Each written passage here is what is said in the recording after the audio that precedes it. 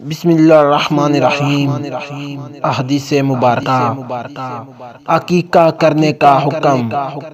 حضرت سلمان ابن عمر زیبی رضی اللہ تعالیٰ عنہ کہتے ہیں کہ میں نے رسول کریم صلی اللہ علیہ وآلہ وسلم کو یہ فرماتے ہوئے سنا، لڑکے کی پیدائش پر عقیقہ کرنا مسنون یا مستحب ہے، لہذا اس کی طرف سے جانور ذبح کرو اور اس سے ایذا یعنی اس کے سر کے بال اور میل کچیل دور کر دو۔